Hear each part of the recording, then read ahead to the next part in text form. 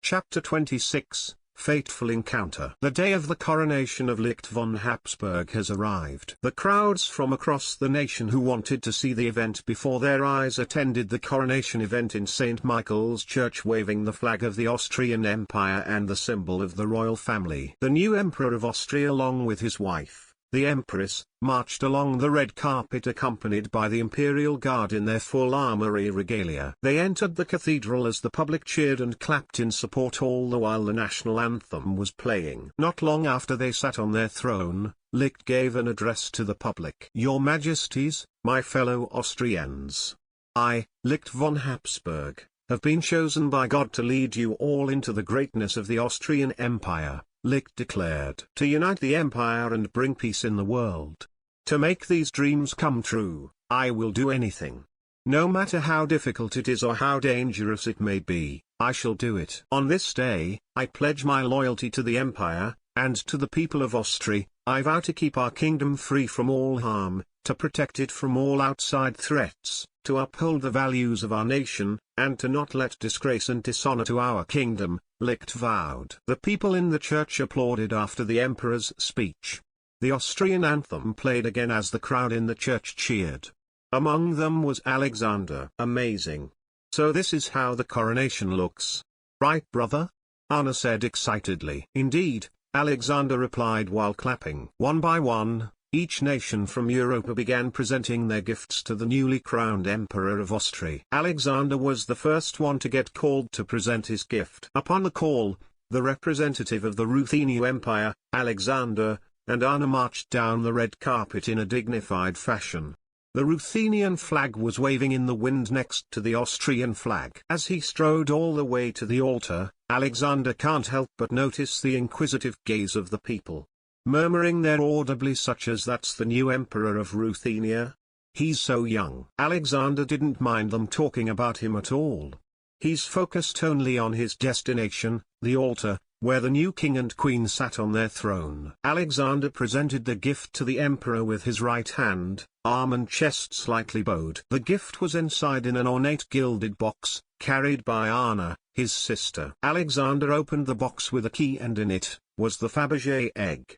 He then gave it to Licht and stood to the side. Licht warmly received his gift and opened the egg. Inside, it contains a miniature Hofburg palace. "It's beautiful," a delighted expression swept across Licht's face. "Thank you," he said with a smile. Alexander himself doesn't know what the egg contains, so he is somewhat surprised as well.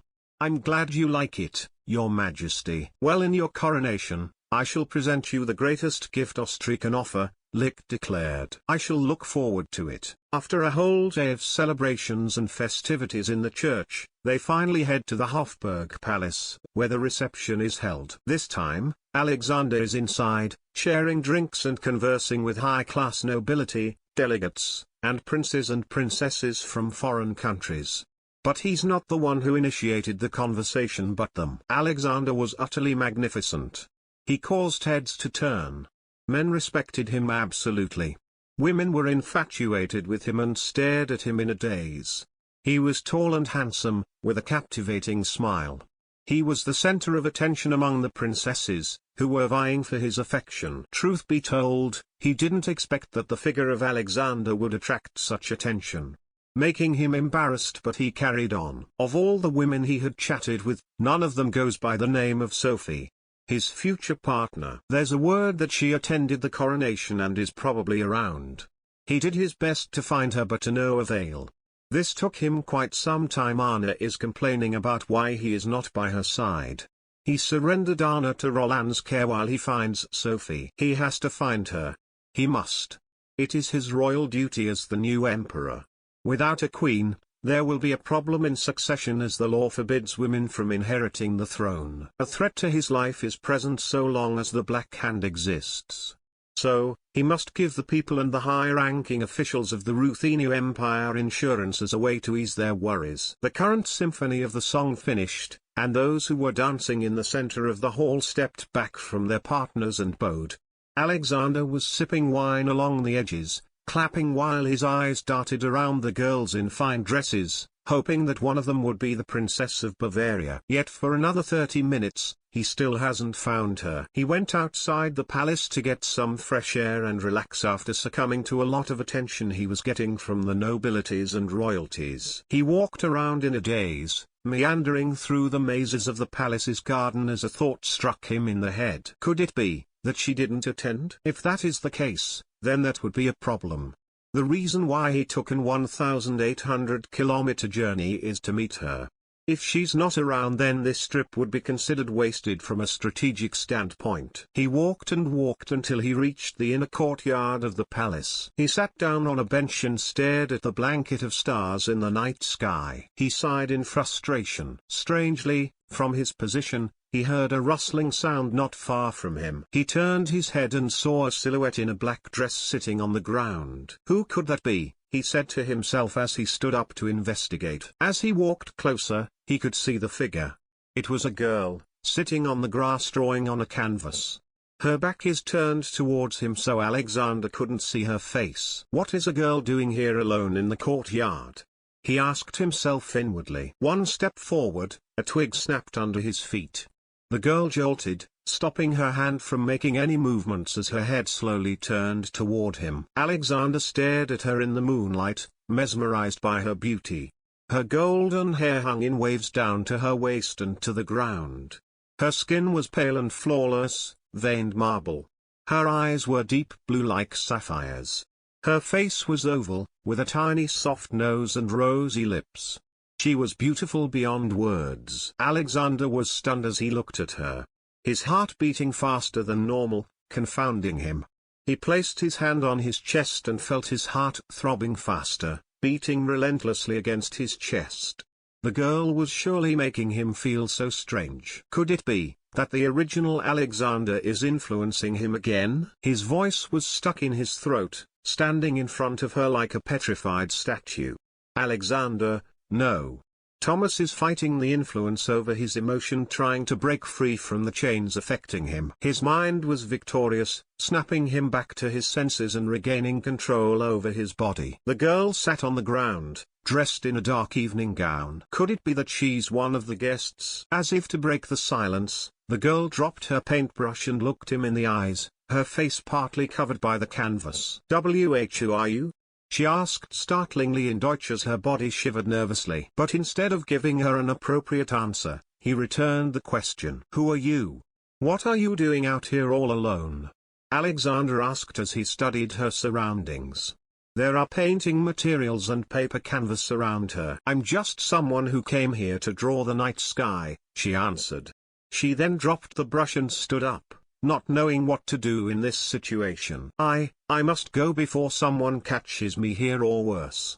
Please don't tell anyone what you saw, they'll punish me greatly," she pleaded with him. Wait, I won't tell anyone," Alexander said as he went in front of her to stop her from leaving. But, to his shock, she ran. The girl ran and ran, her dress flying behind her. Alexander is running after her, trying to catch up to her, but to no means harming her. "Wait. Please wait," Alexander yelled as he chased her. She ran until she reached the main entrance of the palace, where a group of Imperial guards was standing and posted. She stopped in her tracks when she saw them. Not only were the guards seen, but also a servant and a woman dressed.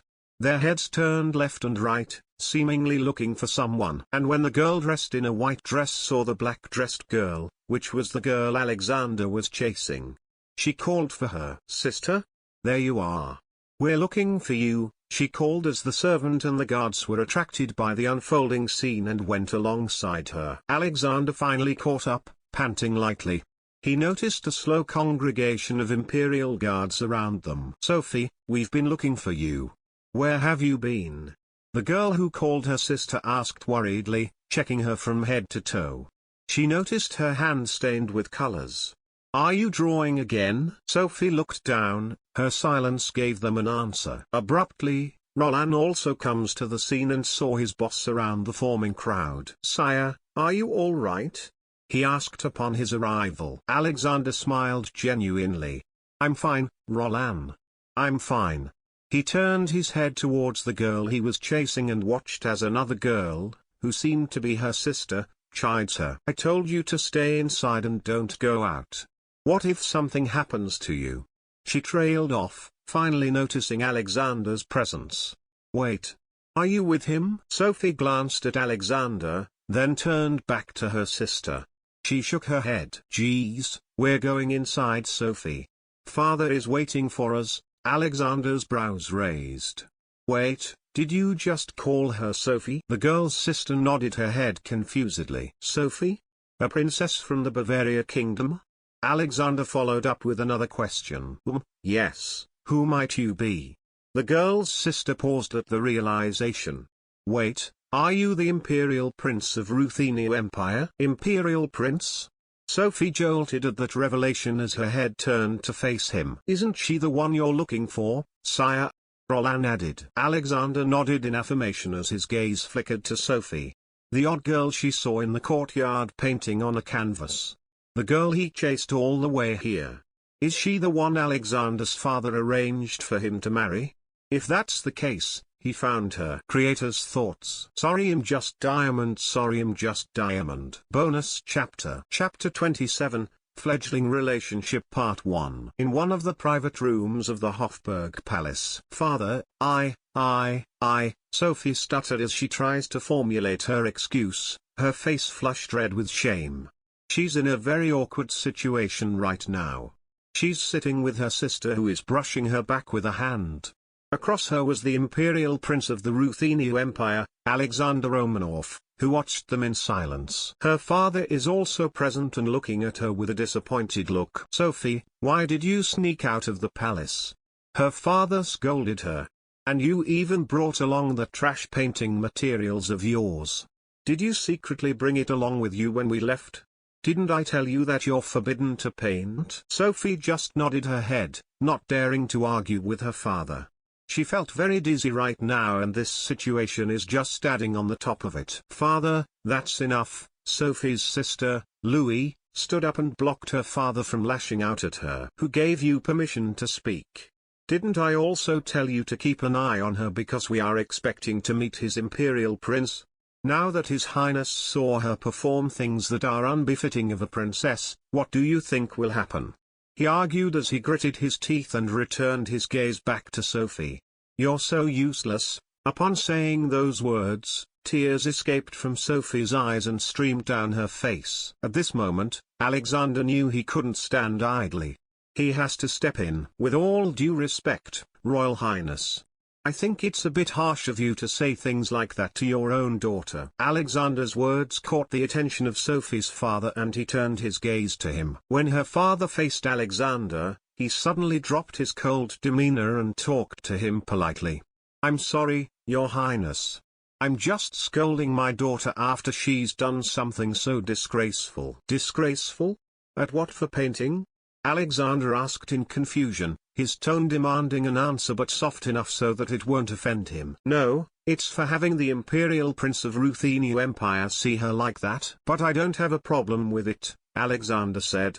"Why would you consider painting to be so disgraceful?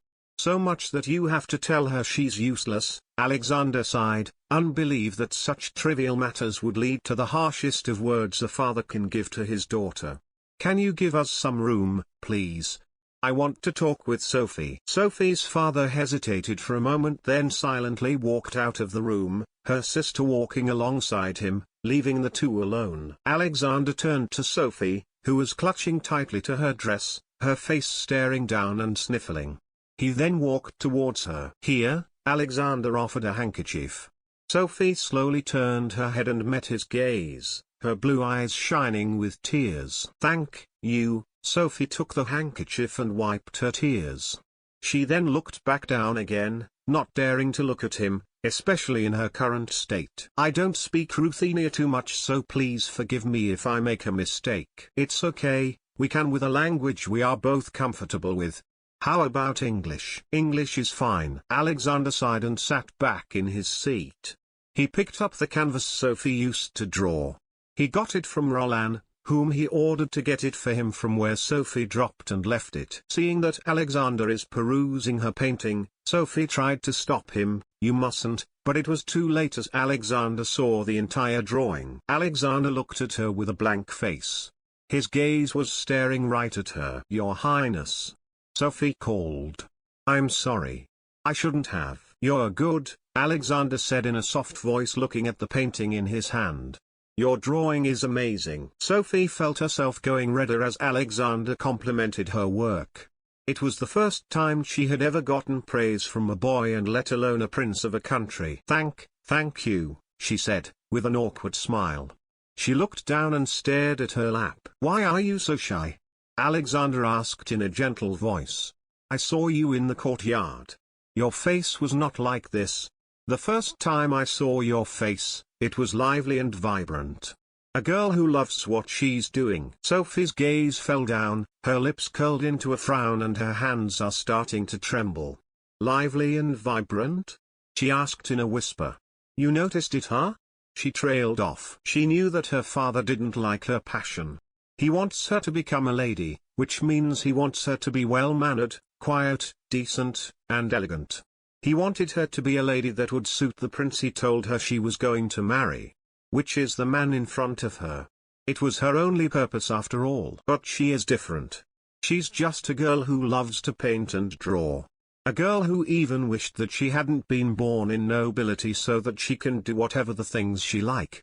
She doesn't like being forced into something she doesn't like, but she can't escape her fate, as it was already preordained since her birth. "Why did you ask my father and sister to leave the room?" Sophie was snapped out of her thoughts. She turned her gaze up and is surprised to see Alexander already facing her. "To talk to each other," Alexander replied simply. "Can we have an honest talk with each other?" Sophie's lips curled into a smile. "Tea talk?" she repeated like a parrot, not understanding what he means. "Let's just talk at one another. Whatever the topic, I'm down," Alexander suggested. "I figured this is a chance for us to know each other. Don't you agree?" Sophie nodded her head. She wanted to know him too. "Okay, I'll start." Alexander began by picking up another canvas that was drawn by Sophie.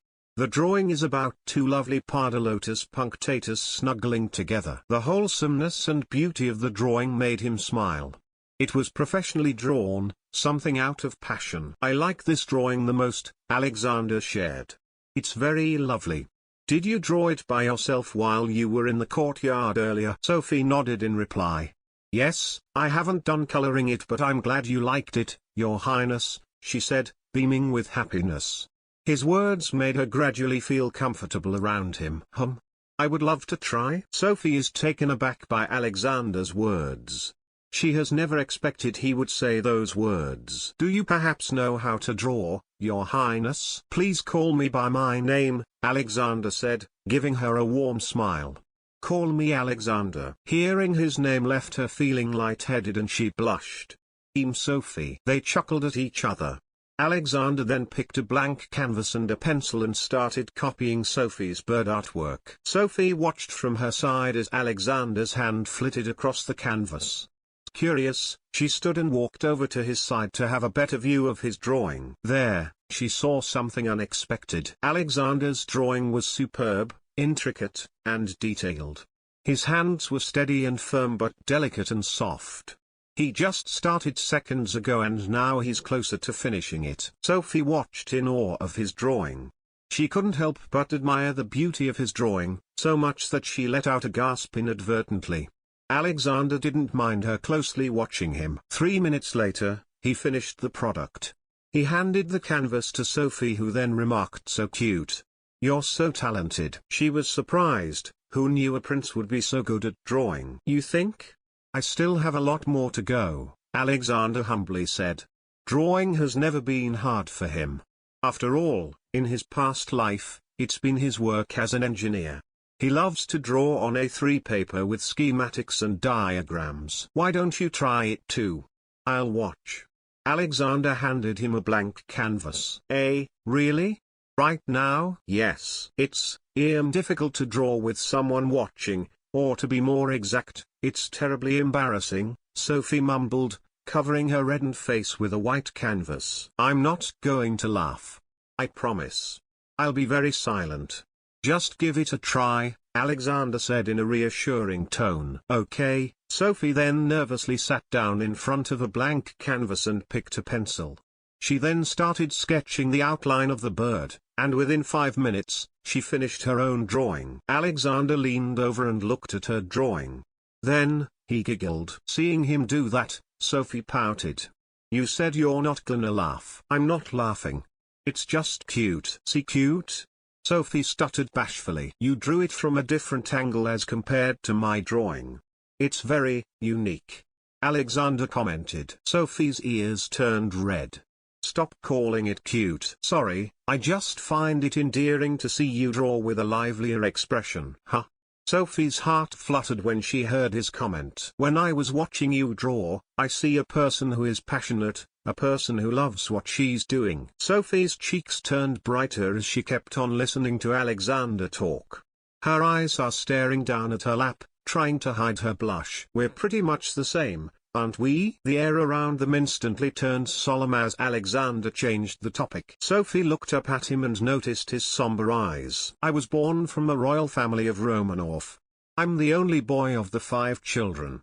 Of course, as a man I have huge responsibility ahead to inherit the throne, thus needs a lot of preparations. Where my father forced me to study politics and history, forced me to study math and science, even though I don't like it, it's not like I have a choice. I can't do things that I liked such as fencing, playing musical instruments, going out. My fate is sealed from the moment I was born. Alexander's voice is quiet and solemn.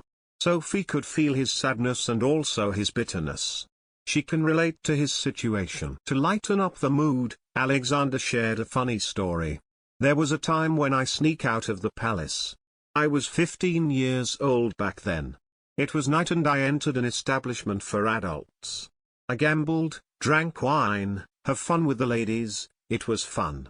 But when my father found out, I was grounded for a month and I wasn't allowed to leave my room. Sophie laughed at his story. She can imagine the expression of his father, angry and fuming over his son for disobeying him.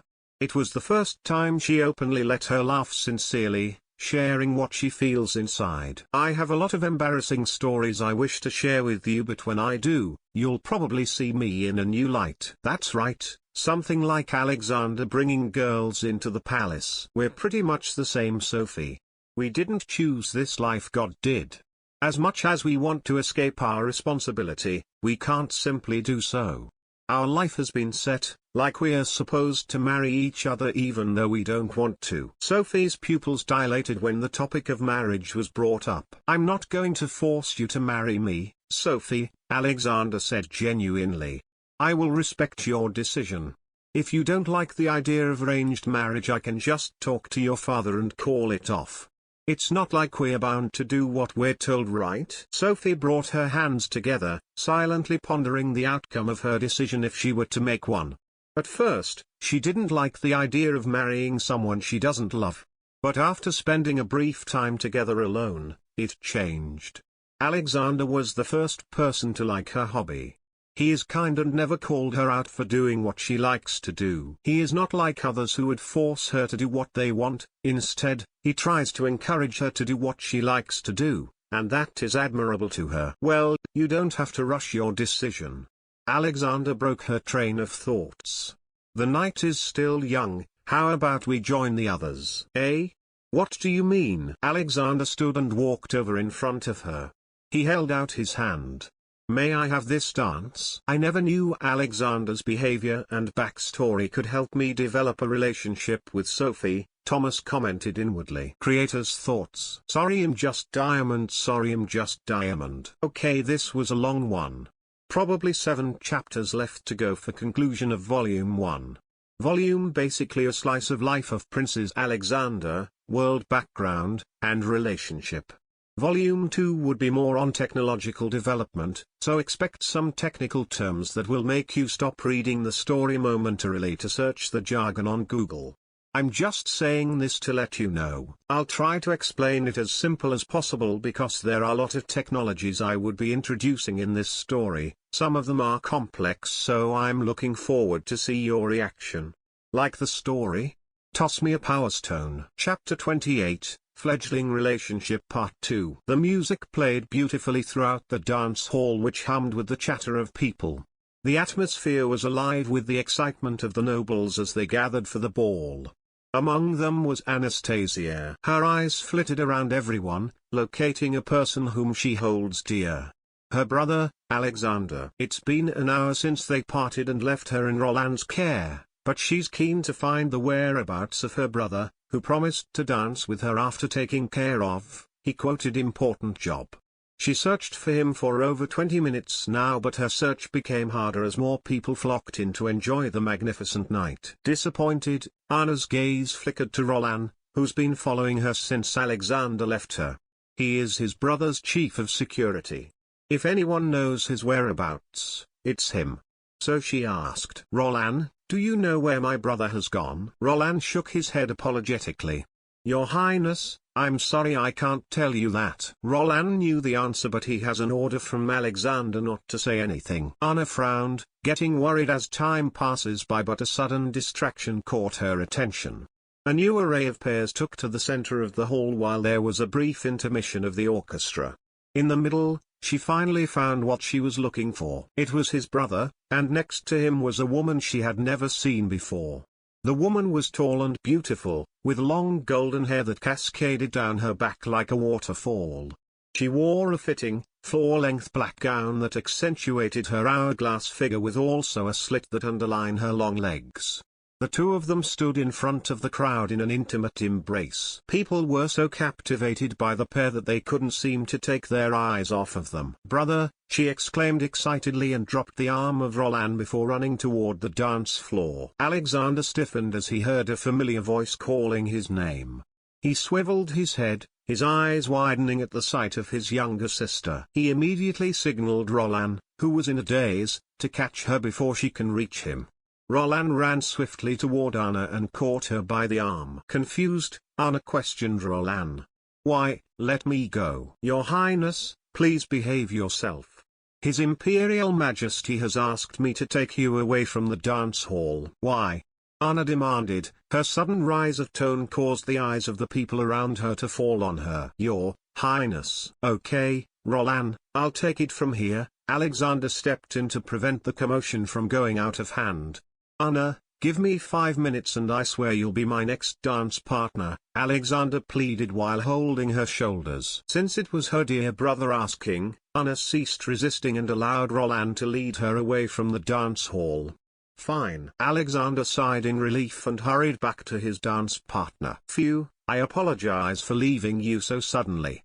I have to take care of my little sister for a while, she can be a handful sometimes. No, it's fine. I don't mind it at all, Sophie replied with an understanding tone, her eyes never left Alexander's. Then, shall we start again?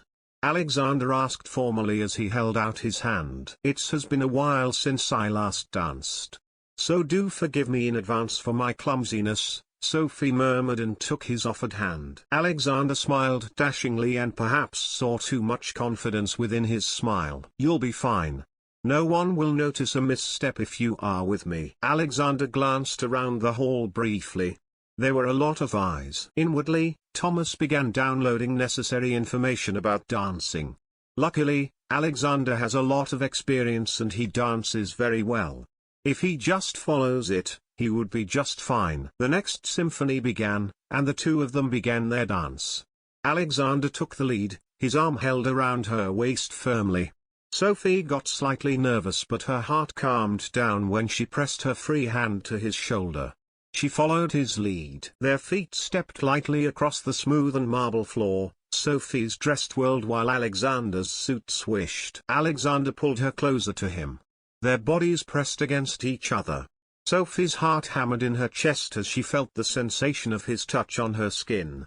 It was as if her heart was flying out of her chest. She can feel his every breath from his chest brushing against her cheek. Her cheeks reddened as she felt his gaze on her face.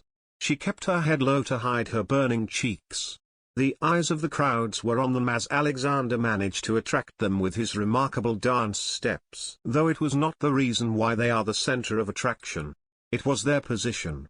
Alexander Romanov is the Imperial Prince of the Ruthenia Empire and would soon be proclaimed as the new emperor. Sophie is the Princess of the Kingdom of Bavaria. Alexander noticed her troubled expression, so he initiated a conversation while they danced. "Are you okay? Want us to stop?" "No. It's just that." Sophie blushed. "I'm not used to this much attention." Alexander chuckled at her reason. "I see, I thought it was something serious. Don't mind them, focus only on me." It wasn't hard to get attention with all the eyes in the room staring at them. Sophie took a deep breath, taking Alexander's advice, and focused only on him. Sophie slowly relaxed and began to enjoy the dance with Alexander. She felt like she was flying under the moonlight. The ambience and the lights above them were like a veil, giving them the illusion that they are alone. Alexander pulled her closer to him as the music played, so they are now chest to chest. Sophie blushed at the intimate position the two of them were in. She felt his strong arms around her waist and she tightened her grip on his shoulder.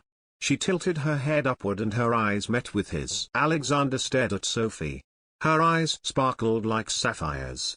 He leaned in closer to her, his lips almost brushing her ear. "You look beautiful tonight, Sophie, become my queen." Sophie's heart skipped a beat at his confession, and she could feel her face grow warmer. Her lips quivered as she tried to get a word out. Meanwhile, Thomas shouted inwardly after his sudden proposal. It just came out of his mouth. He doesn't know why he said it, but the damage has already been done. It must be because Alexander's dormant subconscious affects his emotion. It's been a problem for him since he reincarnated in this world. However, after seeing her response, it must have had an effect on her. Though he already promised her that she has a choice, it looked as though he was going to break it. Back in reality, She didn't get to finish her sentence as a new dance song started. It was slow and sweet. Alexander pulled her close to his body, face to face. He placed one of his hands on the small of her back while the other hand held her wrist. He moved his body in a slow, smooth motion as the music played. His breath brushed against her ear. "I'll be waiting for your answer, Sophie." She blushed and her heart pounded in her chest. Her eyes flickered to his and she noticed that he was staring at her. She raised her head and met his gaze. "Yes." It was barely a whisper. Sophie immediately hid her face, her cheeks flushed with embarrassment. "Yes? You mean you accept my proposal?" But before he could get an answer, the symphony ended. It was followed by a round of applause that resounded throughout the hall. Sophie lifted both sides of her dress and curtsied to Alexander, who bowed back. And before he could ask again for clarification, to his shock again, Sophie flitted away. "Shit, I fucked it all up," he cursed internally. Sophie exited the palace to get some fresh air. Her heart hammered in her chest, and her cheeks burned up as she remembered Alexander's words clearly in her mind. "Become my queen." She buried her head in her hands in embarrassment as she also remembered the time when she answered yes. Relapsing those moments made her heart pound in her chest. She raised her head from her hands and stared out into the night and the stars, hoping that the scenery above would calm her beating heart. Prince Alexander Romanov is a kind and warm-hearted man. After spending brief moments alone in one room sharing stories and telling her that he likes the way she is her hobby, it's only natural that she will feel positive about him. "I thought I would find you here." Sophie jolted slightly at the unexpected close voice. Turning her head to the side, she saw Alexander walking toward her. Her eyes widened slightly. "How did you know I was here?" He tilted his head to the side. His eyes were gentle, yet so piercing, striking right through her heart. "I just followed you, how else could I know?" Alexander explained as she slowly walked forward and stopped to meet her from her. "I'm sorry for leaving you so suddenly out there alone." "Me too. I want to apologize for asking something abrupt like earlier. I crossed the line. I even told you that I would respect your decision and would not force you to be my queen." She looked down at the ground and she played with her fingers as she tries to formulate a response. Silence fell between them as neither from both sides tries to speak. Trying to break the silence, Alexander stepped forward and looked at her stared-down face. "Sophie, I will leave next week back to Ruthenia. I need your answer by then." Sophie looked up at his face. She saw sincerity and warmth in it. She blinked once, then again. She spoke in a small but audible voice. "What if I don't?" Alexander could see her trembling as she uttered those words. Is she rejecting him? "To be honest, if you reject my proposal, I guess I'll have to accept it and move on. I will look for another princess from another country that would accept me as her consort. Then, I'm afraid we'll never see each other again." Sophie turned her face away. Her heart lurched at those words. They only met just earlier, but it felt like they'd been together for a long time. "And, if I accept, well, you will become my wife and the new queen of the Ruthenia Empire. I know we haven't spent much time together, and I also believe that there is an insufficient connection between us and we don't know much about each other.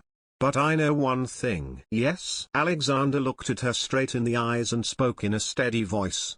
Without breaking their gaze, he spoke again.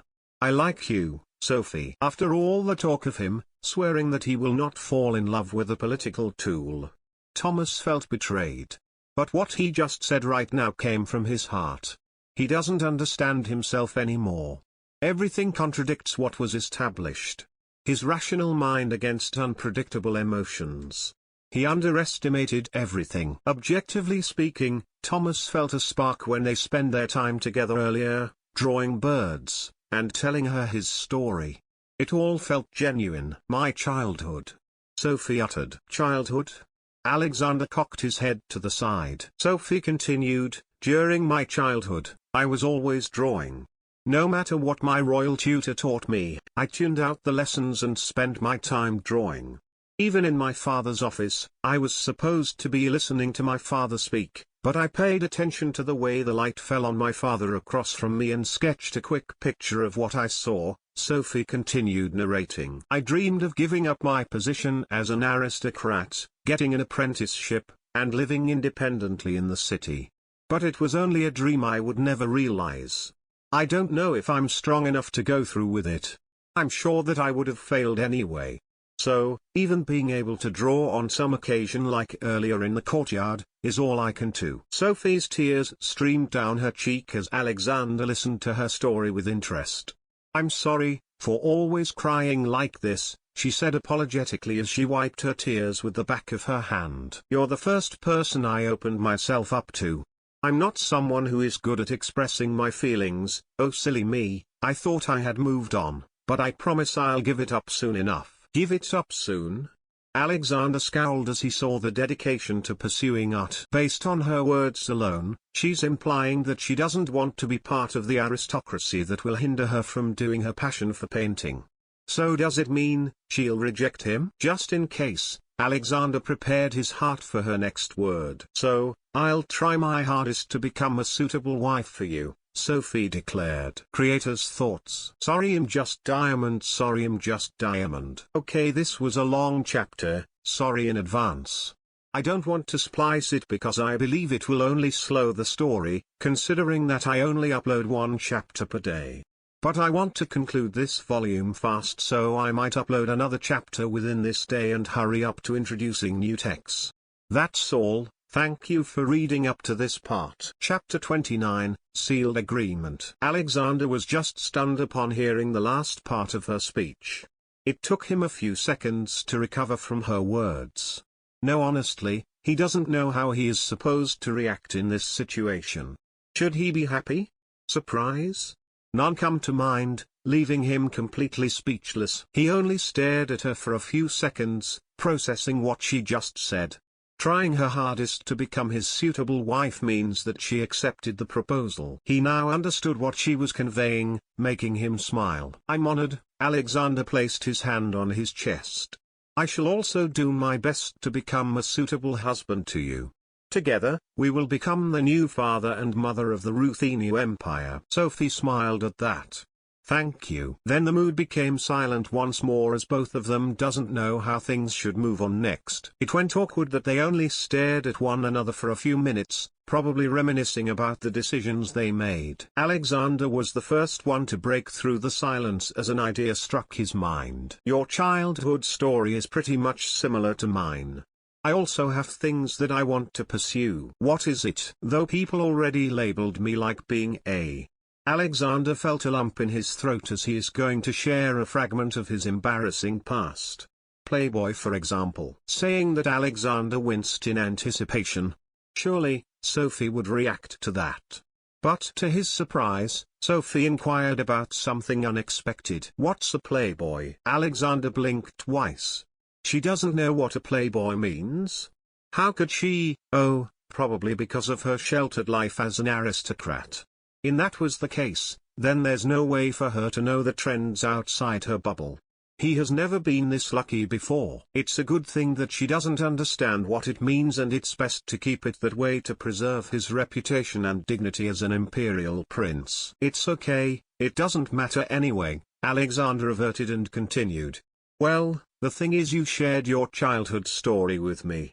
With that, I was able to understand and know a lot about you. I think it's only appropriate that I share mine. During my childhood days, I loved to fool around, not following my father's orders, not listening to my royal tutor's lessons, and is always breaking the rules.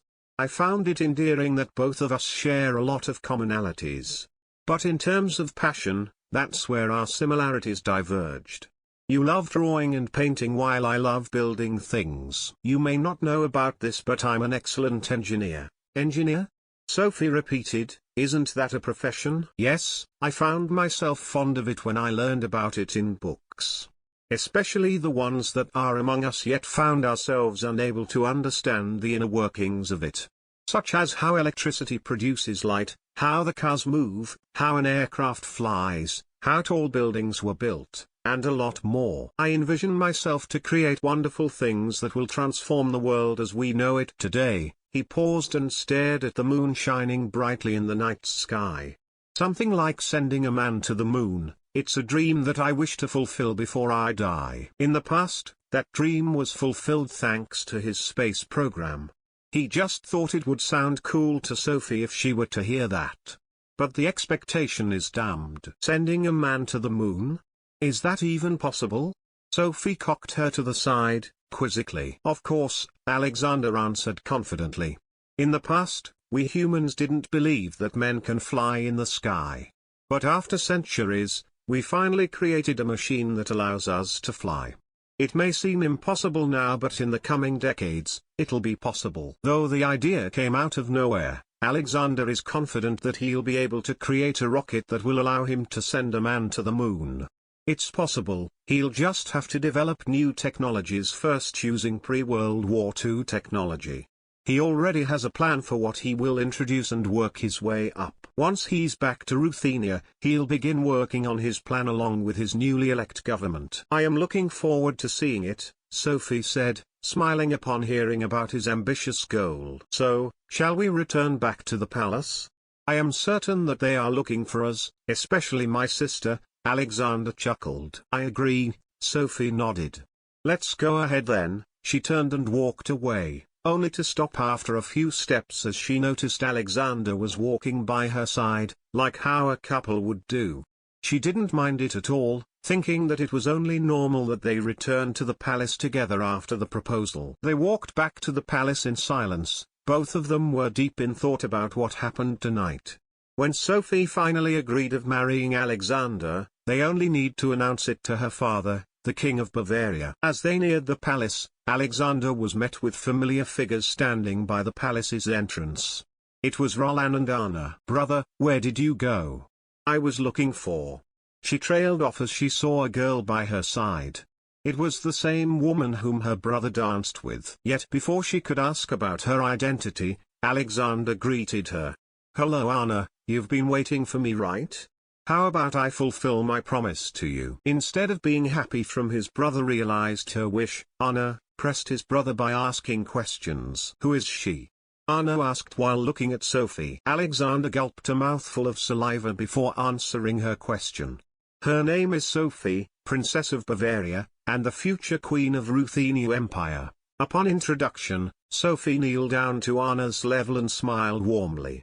Hello, Anna, I don't believe we've met, but I'm pleased to meet you. Anna blinked twice, then she looked at her brother's face to confirm his words. Future Queen, don't tell me, you're getting a married brother. Alexander nodded. Though the agreement was made minutes ago, she will be my future wife.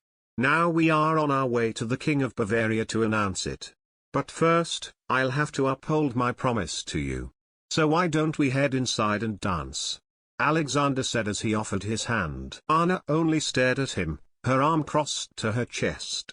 She still couldn't accept the idea of his brother getting married to a woman he just met. Just thinking about it made her dizzy.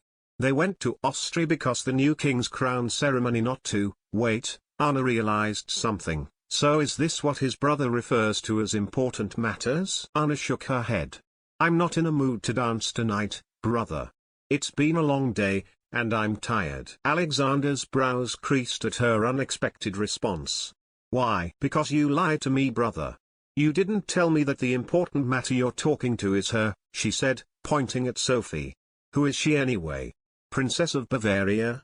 Did you just casually ask her to become your queen? Bombarding Alexander with questions, Alexander let out a breath.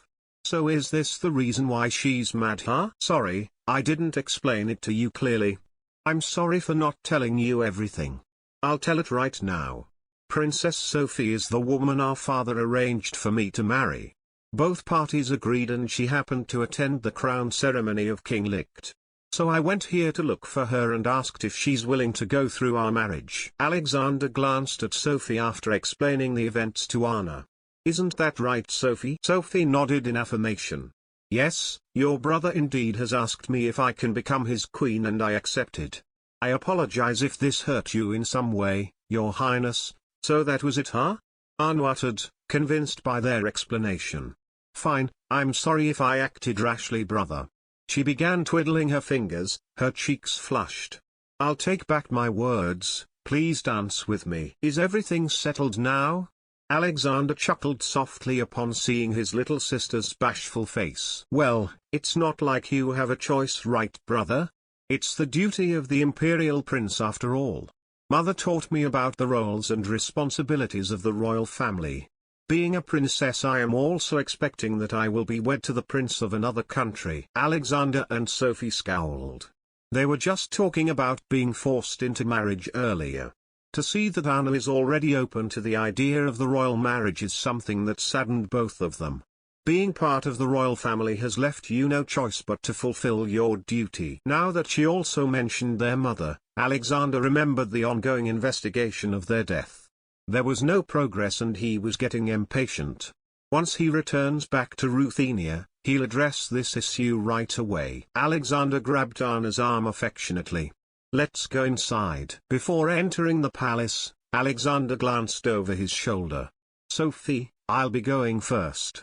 Please do inform your father about your decision. I'll catch up once I finish my dance with my sister. Yes, I understand. I'll see you later. Alexander entered the palace and joined the rest of the crowds. He entered in the middle of the dance hall with Anna by his side. They danced and managed to attract the eyes of the crowds. Then after that, he left Anna once again in Roland's care and hurriedly head to a room where Sophie is located. Wiping off the sweat on his forehead and straightening his suit, Alexander knocked on the door and entered. Inside, Louis, Sophie, and the King of Bavaria were present. The atmosphere inside was amicable compared to the last one. Thank you for waiting, I had to care of something, he said as he strode all the way to his chair and sat. He glanced at the members of the royal family of Bavaria before speaking. It's okay, your Imperial Highness. We were done discussing your marriage after all. Is that so? Alexander fixed his tie and looked at the king amiably. So, since the matters have been discussed, I now only asked for a blessing. But before we proceed, I would like to ask Sophie once again, if she's willing to be my wife. Alexander's gaze flickered to Sophie, whose hand was held adoringly by her sister, Louise. Sophie? Sophie placed her hand on Louise's, enveloping it. I accept the marriage, Sir Alexander. Alexander smiled in satisfaction. Very well, I shall give my blessings to you too. The King of Bavaria chimed in. Your Imperial Highness, I'll leave her to your care.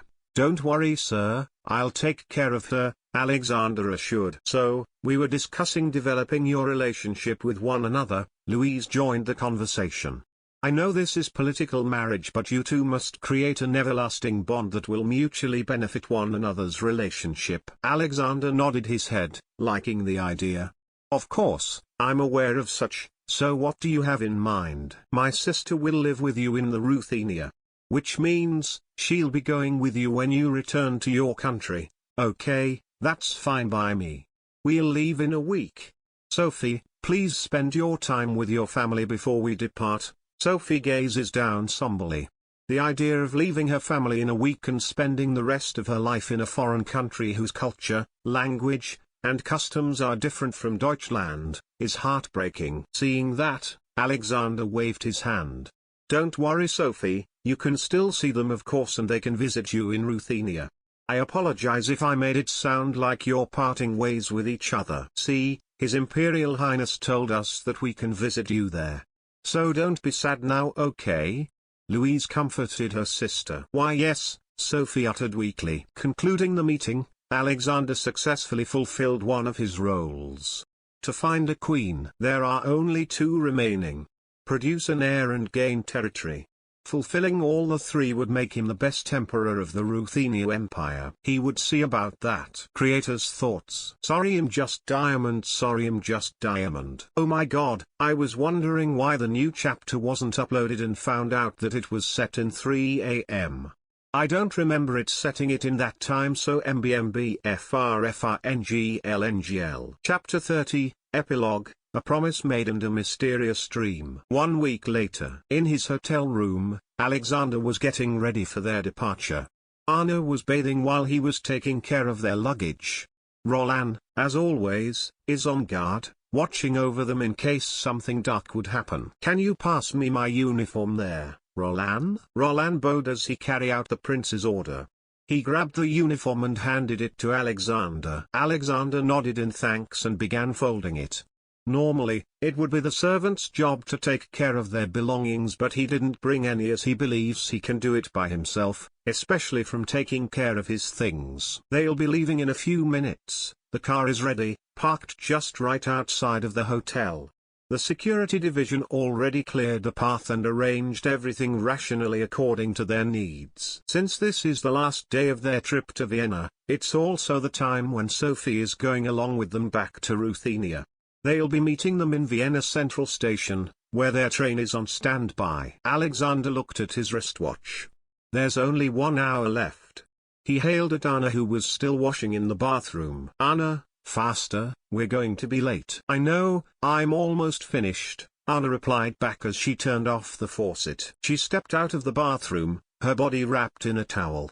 Alexander tilted his head momentarily, signaling Roland to help her get dressed. Roland casually nodded and headed over to Anna and helped her don her dress. After 15 minutes of preparation, they were ready to leave. 30 minutes later, they arrived at Vienna Central Station. For the safety of the imperial family of the Ruthenia Empire, the King of the Austrian Empire temporarily closed the station and will lift it once the imperial prince leaves. The king couldn't come by to the station as he has pressing matters to deal with. Alexander simply understood the reason, as he also experienced dealing with hellish paperwork that required, if not days, weeks to take care of. In the station, they saw Sophie garbed in an elegant black dress standing at the center of the platform.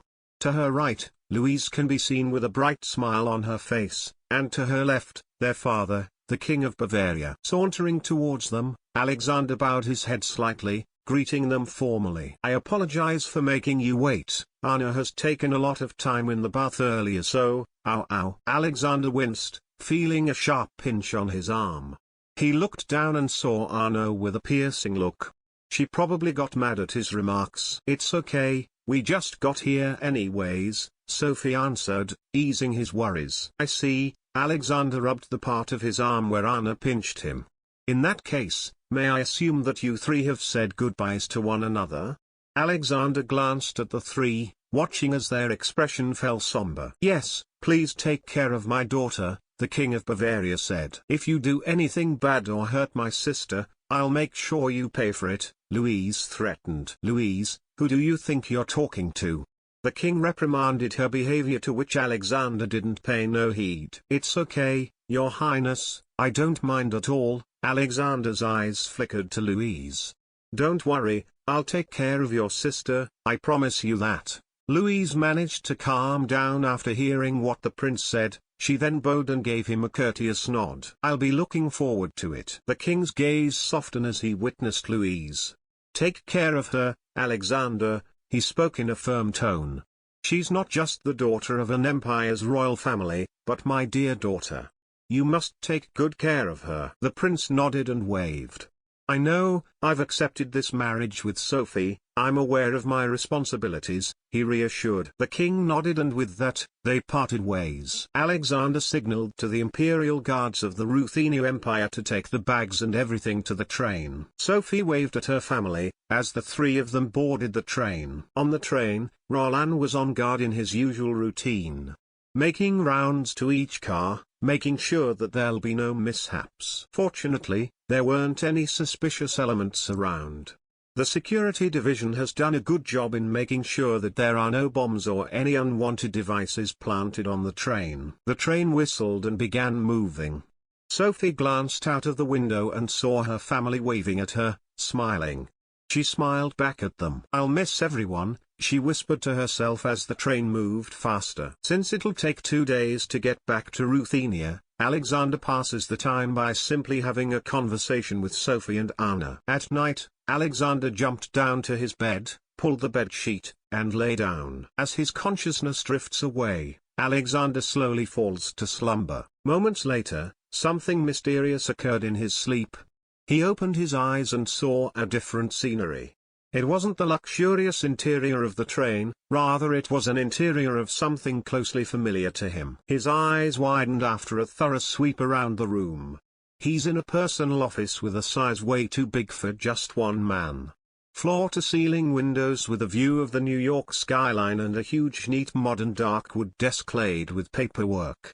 Everything else is white, from the ceiling, floors, and walls. There's no mistaking it, this was his office in his past life. Why is he here? He touched his body here and there, checking if this was a dream. He can feel every touch he made, it felt genuinely vivid. Like it was the real deal. On the desk, there was a smartphone. Alexander hurriedly grabbed it and used it as a mirror to check himself. Surprisingly, it was not the face of Alexander anymore, it was from Thomas Harrier. This new sudden event momentarily paralyzed him. Does this mean he is back to his original world? Abruptly, the answer to his question came to mind. No, that's not possible.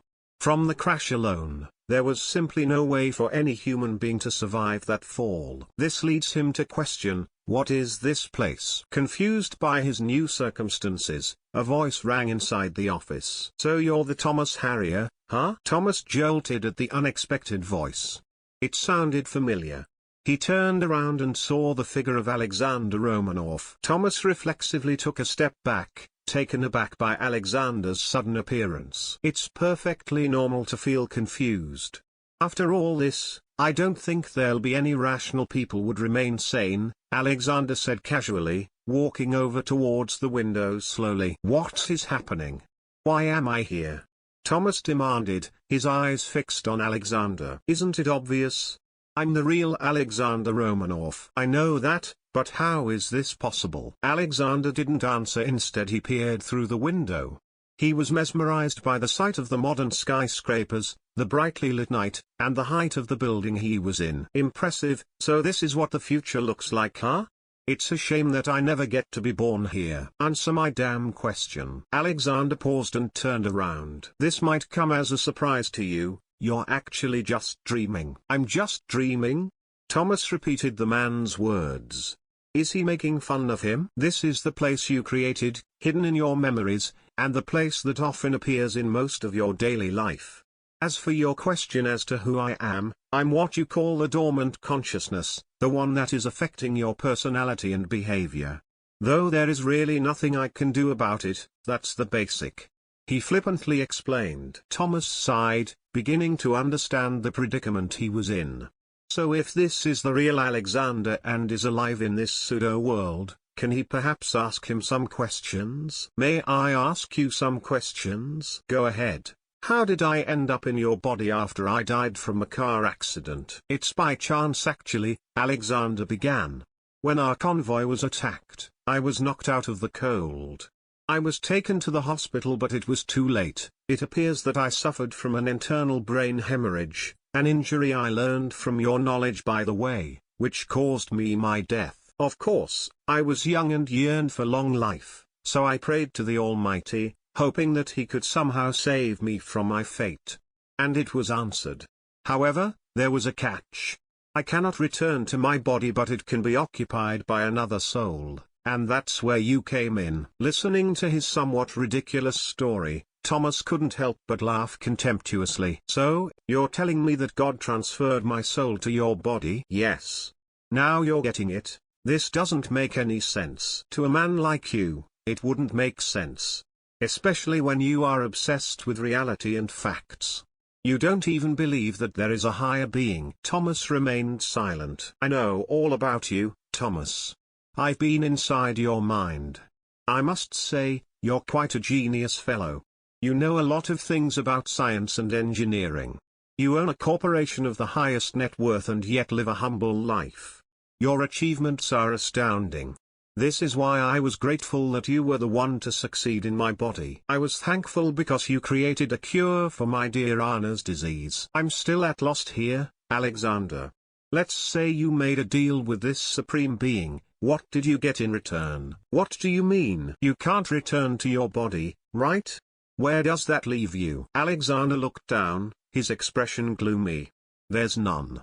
My body gets to live but for me, no. I'm just stuck here in your mind, which technically means we share a body. Though I don't have much effect, the memories I created and my emotions remained. He trailed off. I see. I understand now. Alexander returned his attention to the window and resumed watching the modern world before him. Are you perhaps going to introduce modern elements to mine? Thomas mustered up his courage before answering.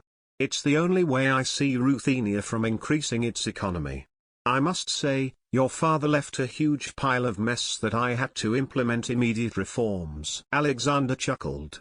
I apologize for that. There is also one thing about you, you create weapons as your main job. Are you also going to introduce it there? Thomas hummed his response. How about nukes? Are you also going to introduce them to my world? Are you talking about the atomic bomb? Well, it has to be built for a modern world to progress. Without it, the world you're seeing right now would be different. It's inevitable.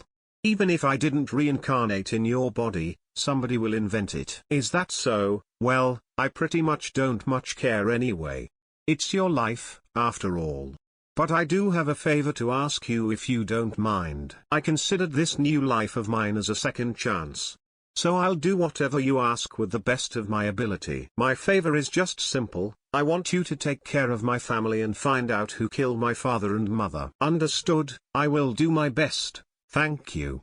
Alexander smiled at him kindly. We're running out of time, you should return now. Will I ever meet you again? Who knows? This may be our first and last meeting, still, it's nice meeting you, Thomas. He smiled warmly. Consider this as a formality. Likewise, Alexander. They both shared a smile. Seconds later, Alexander raised his hand and snapped his finger. Suddenly, Thomas. No. Alexander jolted up from his bed, breathing heavily. He looked around and found that he has returned. It was indeed a mysterious dream. Creator's thoughts. Sorry I'm just diamond. Sorry I'm just diamond. This concludes volume number 1. Yay. Chapter 31. Prologue, The New Beginning. December 1st, 1922, Ruthenia Empire.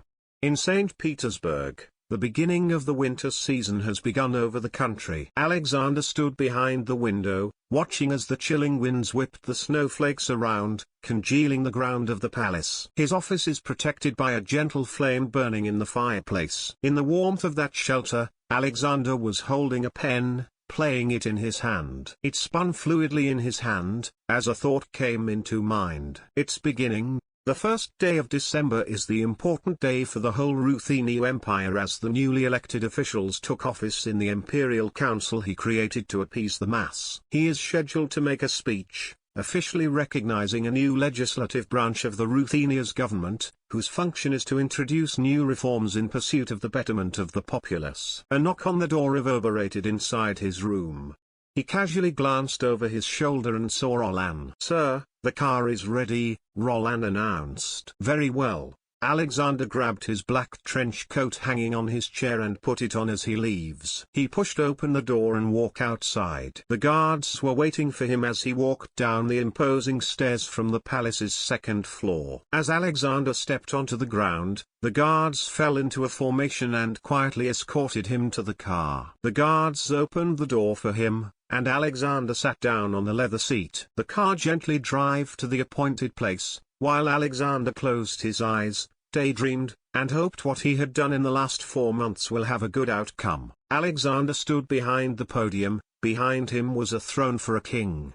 They call it speech from the throne. He looked at the people in front of him and saw the entire Imperial Councils, 600 elected officials to be exact, all eagerly looking at him, the new emperor who changed the social fabric of the Ruthenian Empire. The people across the vast territory of the empire were also keen to listen to the new emperor's speech, congregating on radios, temporarily halting their work to hear breaking news of their country. Alexander breathed deeply as he prepared for his speech. There was no script nor teleprompter. So every word that will come out of his mouth is purely from his heart and mind. Normally, this speech would be like a walk in the park for him. He attended hundreds of conferences attended by thousands of people, but the pressure compared to here is different, because he is not addressing them as a CEO of a company, he is the king of a country with over 160 million people listening. Let's start. The care for the welfare of the fatherland, which is entrusted to me by Almighty Providence, has prompted me to summon the elected representatives of the people to assist in our legislative tasks. I welcome you, those best people whom I commanded my beloved subjects to choose from among themselves, with an ardent faith in Ruthenia's brilliant future. Difficult and complicated tasks await you. I believe that you are inspired and united by love for your country. I will protect the new institutions which I have granted my people in the firm conviction that you will devote all your strength to selfless service to the fatherland, to the clarification of the needs of the peasantry which is so close to my heart, and to the promotion of popular enlightenment and the national well-being, remembering that for spiritual greatness and prosperity of the state we need not freedom alone, but order based on law. My fervent desire to see my people happy and to pass on to my son a strong, prosperous and enlightened state would then be fulfilled. May the Lord bless the labors which I shall undertake in union with the Imperial Council, and may this day henceforth be known as the day of Ruthenia's moral renewal, the day of the renaissance of her best forces. Set about the work with which I have charged you with reverence, and justify the faith which the Emperor and the people have placed in you. May God be with us in our labors. May the Lord help me and you. A round of applause rang inside the hall as Alexander walked back to the chair and sat down. Upon taking his seat, a man in his middle 50s, with plump and blonde hair walked over to the podium. He is the chairman of the Imperial Council. His name is Ludmil Mikhailov, a member of the Constitutional Democratic Party. As the elected chairman of the Imperial Council, Ludmil is also obliged to make a speech about the establishment of the Imperial Council. Ludmil began. Your Imperial Majesty. In your speech to the Imperial Council, you were pleased to affirm your intention to protect the new institutions. This solemn promise of a monarch to his people is a firm guarantee that our legislative system will grow steadily, developing in accordance with strict constitutional principles. The Imperial Council, for its part, will strive to improve the principles of popular government and will submit for your Majesty's confirmation a bill establishing a popular legislature founded on the principle of universal suffrage, according to the unanimously expressed will of the people. Your Majesty's call to unity in working for the good of the fatherland finds a lively response in the hearts of all members of the Imperial Council. We have members from all classes and all peoples of Ruthenia, and we are united by a common fervent desire to renew Ruthenia and to create a state system founded on firm guarantees for civil liberties and on the peaceful coexistence of all classes and all nationalities. The Imperial Council feels obliged to point out, however, that the conditions in which the country is living are such as to frustrate any truly fruitful work directed to the rejuvenation of the country's strengths. The country has concluded that the arbitrariness of the administrative officials who separate the emperor from the people is the fundamental shortcoming in national life. With a united voice, the country has loudly declared that the renewal of national life is possible only on the basis of freedom, the right of independent popular action, popular participation in the legislative power, and popular control over the executive power. In Your Majesty's speech of August 1, 1905, Your Majesty was pleased to proclaim from the height of the throne a firm resolve to build Ruthenia's future on the basis of these very principles. The entire people met this news with a unanimous cry of joy. Yet the first days of freedom were clouded by severe trials. The persons responsible are all those who still deny the people access to the emperor and violate the principles of the October Manifesto. They have covered the country with the shame of unjust executions, pogroms, firing squad shootings, and imprisonments. Now, as to urgent legislation, the Imperial Council, fulfilling the duties with which the people have charged it, considers it urgently necessary to agree upon precise laws guaranteeing personal immunity, freedom of conscience, freedom of speech and the press, freedom of union and assembly, and freedom to strike. No reform of social relationships is feasible without precise guarantees and strict enforcement of these rights, which were promised to us on August 1. The Imperial Council likewise considers it necessary to secure right for citizens to petition the popular legislature. The Imperial Council holds firmly to the conviction that neither freedom nor order founded on the right can be strong or lasting without strict observance of the principle of the equality of all citizens before the law, without exception. The Imperial Council will therefore work out bills for the full equalization of all citizens and for the abolition of all restrictions and privileges accruing to anyone by reason of class, nationality, religion, or sex. The Imperial Council will also strive to emancipate the country from the administrative tutelage which obstructs her path, leaving limitations on civic freedoms to the independent judicial power alone. The Imperial Council considers the use of the death penalty intolerable, even by judicial sentence. Capital punishment ought never to be meted out in any circumstances. The Imperial Council considers itself entitled to speak for the entire people in expressing the unanimous desire to see the day when capital punishment is abolished forever. These are the demands of the popular conscience, which are impossible to deny and whose fulfillment cannot be delayed.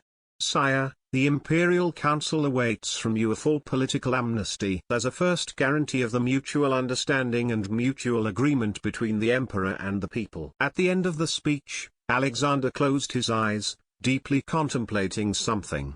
Then, he nodded. A jubilating smile swept across the chairman's face as he saw the acknowledgement of the Imperial Council. To this day forth, the date of December the 1st will become a national holiday, ushering in a new era of the Ruthenian Empire. While seating on the throne, Alexander smirked inwardly as his first plan of strengthening his country has been fulfilled. To protect his new life given by Alexander is to protect the country he whereby ruled. Now that the Imperial Council is established, he can now move on to step 2. Modernization plan. Alexander imagined himself heralding a new age of advanced technology, more advanced than those existing now. His brain is the key to the success, containing a stupendous amount of knowledge. I am the man who holds 2 million years worth of human culmination. It's time for it to be realized. This is going to be exhilarating. Chapter 32, Introduction to Grand-Scale Reforms. After the speech at the Imperial Council headquarters, Alexander promptly returned to the Winter Palace along with his ministers. Upon arrival, they were welcomed by his sisters, waiting by the door. "Good afternoon, dear brother, has everything turned out well?" Christina stepped forward as he greeted his brother. "Yeah, I was glad it did. Anyways, I have an urgent business to conduct. I'll meet you all three at dinner. Where is Sophie, by the way?" Miss Sophie is in her room, painting. She said she'll come by your office when she's done." Christina replied. "Is that so? Well, tell her that I cannot be interrupted during work. We have a really important matter to discuss. Tell her that I'll come by her room when I'm done. Is that understood?" "Understood, brother." "Okay." Alexander patted them in the head lovingly one by one. Christina and Anna received them warmly, but when it was Tiffany's turn, she flippantly swatted his hand away. "I told you I don't like you stroking my head," Tiffany complained. "You're as prickly as ever, Tiffany," Alexander chuckled, giving up on the idea of patting her head. Tiffany truly hated her brother for his past behavior. Even though he has changed considerably, she still believes that he still got it inside him. She expected her brother to act more like a prince, not just some friendly guy in the neighborhood who doesn't take his position too seriously. To her, it is still hard to believe that her brother is the one who rules Ruthenia Empire. The whole thing seems too unreal to her. For her, he's not ready. Her father hasn't taught him how to act like one. "Okay, see you my beautiful sisters later." Alexander proceeded to his office, and after closing the door behind him, he immediately went to his desk and pulled out one of the drawers. He grabbed a pile of documents and handed it to his council of ministers. "Prime Minister Sergei, our loss in the Yamato Empire has lost us influence over the kingdom of Shosorn." "I'm afraid so, sire. While the other Western power tightens their grip in the kingdom of Shosorn, our influence over them is losing by the day. We had to pull out all our forces stationed in Pusan and Hanseng and have them retreat back to Vladivostok." Alexander clicked his tongue as he glanced at each and one of his ministers. "Well, we underestimated the Yamato people for thinking they are barbarians and uncivilized. My father is to blame for pushing forward the war, even against the advice of our generals and the Minister of War. I believe we can still push our agenda in the kingdom of Shosorn, Your Majesty. The Yamato Empire still fears us." Sergei might have a point on that. Though a lot of factors contributed to why the Ruthenia Empire lost to the Yamato Empire, it doesn't mean they are weak militarily. If the conflict had occurred in the Europa continent, they would surely win, because most of the industrialized and modernized armies are stationed in the West. The Far East is not yet as modernized as the home front. The odds were against them. However, the kingdom of Shosorn is still a strategic region nonetheless. Their neighbors from the north, the Han dynasty, has access to a lot of raw materials he can use to fuel the industry of the Ruthenia Empire. Losing them is a blow to the face. "Are you perhaps, sir, regretting that we pulled off the Baltic fleet?" Sergei trod carefully as he uttered those words. "There was a chance that we can win them, but our Minister of War has gone soft, cowering from an uncertain future." Sergei's words earned a disapproving look from the Minister of War. "I'm not regretting anything, Sergei," Alexander said. "In fact, we should be grateful it's not too late. I have received words that the Baltic fleet is full of inexperienced sailors who haven't seen actual combat. Risking that fleet would cause our position of power in Europa to collapse. It's the reason why I ordered them to recall. I have plans for those ships, but it will be on our next agenda. For now, open the documents I have handed to you." The ministers nodded and opened the document. In the paper, a letter reads Infrastructure Bill Draft. They arched a brow after reading the first line. Before one of them raised their hands to clarify something, Alexander continued. "It's a bill that I wish to propose to the Imperial Council. This bill will help modernize the Ruthenia Empire." Alexander explained and continued. "However, according to the Constitution, I can't propose laws, so I was wondering if any one of you has a connection to some officials in the Imperial Council." "I do, sir, don't worry about it," Sergei assured, raising his hand. "Very well then. So let's discuss this bill.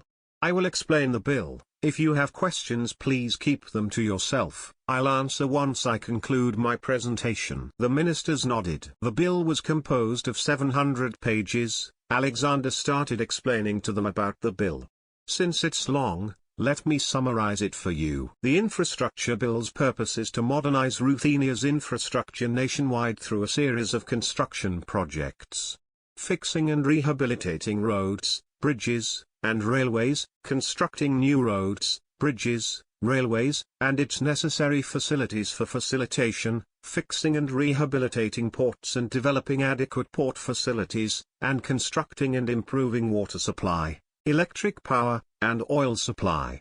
Construct dams, power stations, power lines, and oil and water pipelines nationwide. Construct or improve municipalities via urban renewal, introduce sanitary measures, and invest in local industries to increase production. The initial proposed budget calculated by Alexander is $58,110,570,130 $1 trillion in today's money, 12% of the Ruthenia's gross domestic product. Though this is just a rough draft, everything can still change. This bill would be a huge leap in Ruthenia's current infrastructure. These projects will be done all over the country, and also will be a great boost for the economy as they will create a lot of jobs for the people across Ruthenia. The approximate time for the project to be realized if it were to pass in Imperial Council is 10 years to 15 years. It's a very long time. Alexander hoped that no conflict would arise as his project will definitely require a lot of peace times. Is there a region in Europa to be worried about? Alexander pondered to himself while explaining the bill. There was one region, the Balkan region. The rise of nationalism there is rampant. World War I happened because of a certain prince from Austro-Hungarian who visited Sarajevo and got killed by a Slav nationalist Gavrilo Princip. Since this is not the same world as his, what could be the spark of a major conflict that will drag all the powers of Europa? Will it be the same as the Balkans? Whatever may that be, he just hopes that it won't happen between the states' reconstruction. After 3 hours of deliberation and multitasking with his thoughts, Alexander concluded his presentation. Your work is to identify errors, mistakes, or flaws in my bill. Once you identify them, I want you to fix it. And then propose them to the Imperial Council. This is urgent, so prioritize it. You can finish it in your office. You may all leave except for the Minister of Internal Affairs, War, and your Prime Minister. The ministers who weren't called stood and left the office. Those who remained approached Alexander. Your Majesty, what is it you need? Dmitry Kanev, the Minister of Internal Affairs, asked. Sir Dmitry, can I ask for an update about the Black Hand? Dmitry shied down and answered. Unfortunately, sir, we don't have lead yet. So are you telling me that after 4 months of investigation you haven't had a single clue? Is that what you're telling me, Dmitry? Alexander's voice may be calm, but Dmitry is not stupid enough to notice that the prince is angry. No sir, we have a lead but it seems to be a dead end. We're sorry to report this to you but we can't locate him yet. Why can't you locate them? They killed the father and mother of Ruthenia Empire, my mother, and father, Alexander yelled. They killed them and yet, they are able to get away from it. Alexander scoffed infuriatingly. The government has been funding the Ministry of Internal Affairs to produce results, not to tell me that you don't have what I ask for. Heck, what happened on the 1st of August when you warned me of an impending attack? Where did you get that info? It's an anonymous sender, Your Majesty. But we're working hard. Stop telling me you're working hard because the way I see it, you're not working hard enough. Alexander slammed his fist on the table, startling everyone into silence. I have been hearing similar excuses from the Ministry of Internal Affairs. I will give you one last chance. If you don't have information about the Black Hand by the end of the year, I'll relieve you of your duty and find someone who can do better. Is that understood? Dmitry could only nod. Yes sir. Now, get out of my office. Dmitry bowed and left the office. Alexander sighed as his eyes flickered to the two. As for the two of you, arrange me a schedule to one of our military and naval base. I'd like to visit them to know why our military failed in the Far East. Along with the infrastructure bill, I'll modernize our military as well. Understood, Your Majesty. Is that all? Yes, I want a list of names and contact of the arms manufacturer of Ruthenia. I would like to consult something with them. Alexander's gaze fell off his table. In one of those drawers were a series of blueprints of the military's new standard armament. He'd been drafting and drawing blueprints whenever he has free time. It's time to introduce them. Understood, sir. You'll have it on your table in the evening. You may now leave. Chapter 33, Sophie's Concerns. Inside the Winter Palace, the Princess of Bavaria Kingdom, Sophie, was painting in her study room. The fire in the fireplace that is giving her room warmth flickered as the embers crackle. She took a look outside her window and saw snowflakes drifting and falling. It's been 2 months since she arrived in the Winter Palace, yet, all that time was spent alone in this room. The reason why she is here is to develop her relationship with the Imperial Prince of the Ruthenia Empire, the would-be Emperor, Alexander Romanov. However, there was no progress. Every day since her arrival, Alexander was cooped up in his office, meeting with his ministers, and is always busy with his royal duties. There hasn't been a chance for them to interact with each other. Not only that, the servants of this palace don't speak Deutsch or English at all, making her feel like an outsider in the palace. Alone in her study room, she passed the time by painting what was in her mind. Her artworks sometimes express her everyday feelings inside the palace. As time goes by, she wondered to herself, what is her purpose here? It felt grey and lifeless. She can still remember the time when Alexander proposed to her, promising that he'll be a good husband to her. But not in a single day did she feel that he was important to him. Thinking about it aches her heart, that even painting couldn't ease her feelings. Even though he's an imperial prince and the future emperor of Ruthenia, he should make time for her. But as the time goes by again, especially in this month, in the span of 2 weeks, visitors across the empire's smartest engineers, scientist, and rich businessman comes by the palace to meet Alexander. Most of his time was hosting meetings that would often take 6 to 8 hours. Sometimes she tried to sneak her way into the meeting room, only to be barred by his chief of security, Roland Smerdakov. Of course, she got upset at the time, but whenever the meetings concluded, she would often hear praises from the engineers like, "The prince is a genius, how did he think of that concept?" Something like that. His efforts alone made her rethink his impression of him. She judged him for not giving her affection, but it turns out that he's just working very hard to save his country. She's not ignorant of the current issues of the Ruthenia Empire. Before she left, she studied the history of the Ruthenia Empire. After the sudden death of his father, he inherited a crumbling empire rampant with work strikes, assassinations of government officials, and mass protests. The events reminded her of the fate of the Kingdom of Francois, where the people sentenced the king and queen to their death. However, thanks to Alexander's progressive reforms, Bai even went so much that he transitioned the form of government from autocracy to constitutional monarchy and gave people rights, saving the country from its doom. To do so, he must work day and night, sometimes until dawn, to finish his paperwork. Knowing that he exerts that much effort made her feel guilty. If a man is working hard on his job, what should his wife do? Thinking back, she hasn't done anything for him, so demanding his attention would be shameless. Then she remembered her words to him. "I will try my best to become a suitable wife for you." Suddenly she heard a knock on her door. She stopped her work, and set her palette and brushes down. She stood up and saw Christina. "Sophie, dinner's ready," Christina informed, and then noticed a pensive expression written on her face. Why the long face, Sophie? Did something happen?" Christina Romanov, the third child of Emperor Romanov, is Alexander's sister. Out of all his siblings, Christina was the first one to engage in conversation with her. She can speak fluent Deutsch, which makes it easy for her to talk to her. As for Tiffania and Anna, she's working on it. The reason being is that they quickly became embarrassed when they meet each other. But she hoped that she'll get along with them, as they will become her family once she became married to Alexander. Sophie shook her head. "Nothing, I'm just thinking of something.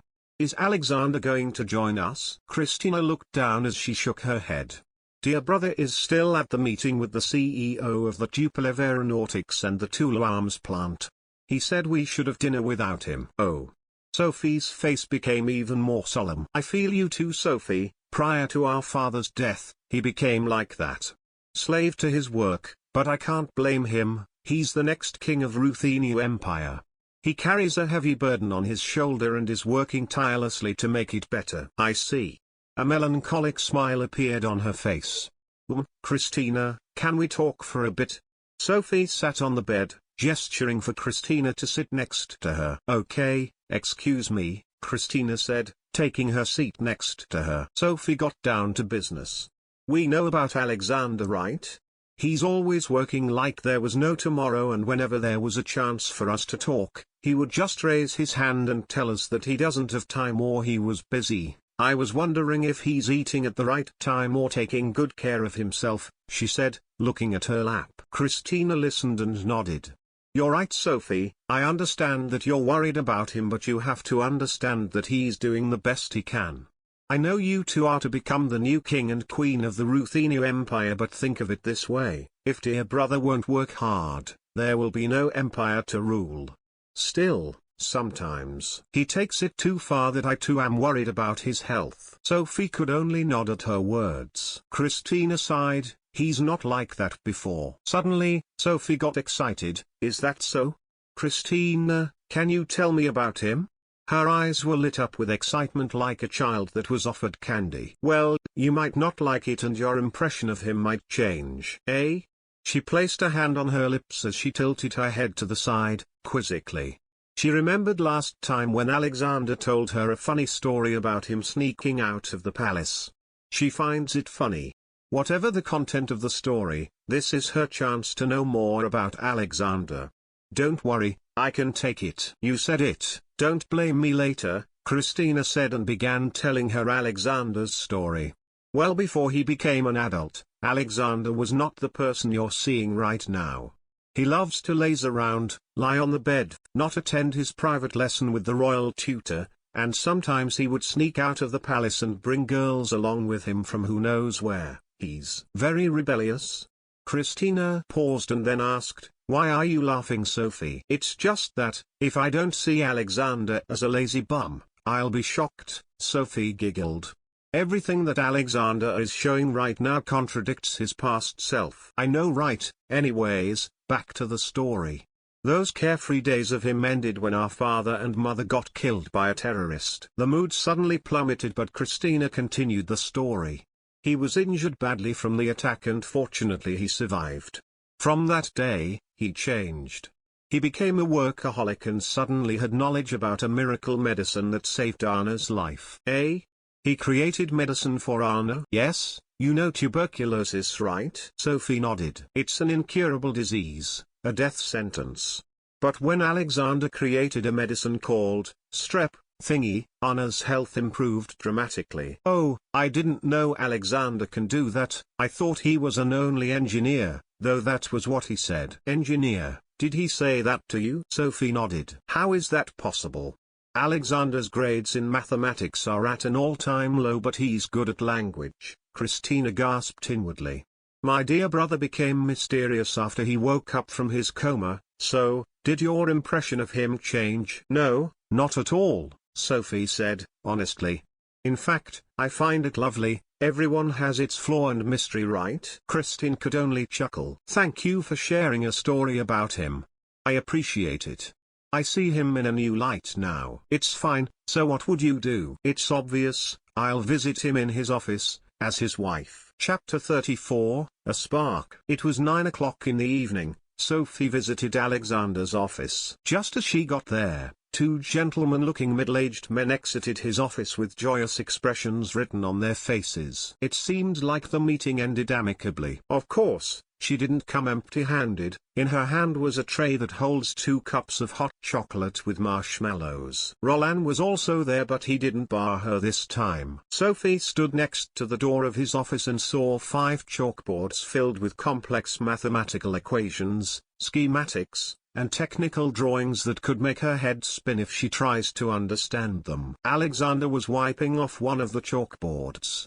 He stopped as he heard a soft tap from the door. He glanced over his shoulder and saw Sophie. Sophie? Hello, Alexander, Can I enter? Oh, sure. Sophie entered the office and saw that the table was filled with stacks of paper. Alexander took his seat and gestured for her to sit on one of the chairs in front of him. I brought these for you, Sophie said and handed him the mug. It's hot chocolate topped with marshmallows. Careful, it's hot. Alexander's lips formed a smile as he accepted the mug carefully. Thank you. Why are you here? I just came to visit you. Why, is there a problem for a wife to visit her husband? Sophie cheekily said, making Alexander off guard. NGH, what are you talking about all of the sudden? Alexander's cheek reddened. He tries to cover it by sipping a mouthful amount of hot chocolate drink. Inside, he was asking himself, why is she bringing their relationship all of a sudden? What's gotten into her? Sophie giggled at his response. After taking a sip, Alexander placed his mug down on his table. So why are you really here? Sophie twiddled her hands as she answered. I just want to see you, that's all. You just wanted to see me? Alexander cocked his head to the side. Thinking about it, they were never once a time for them to be together alone since her arrival in the Winter Palace. I think I now understand the reason why, Alexander said, causing Sophie to look in his direction.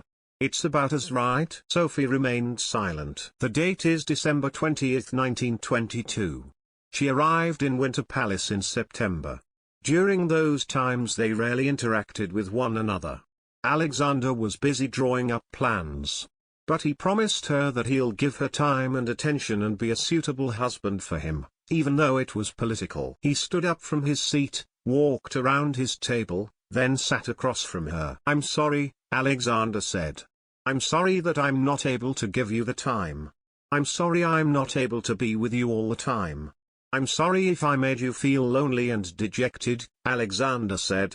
His face was solemn, and his expression was full of sorrow and guilt.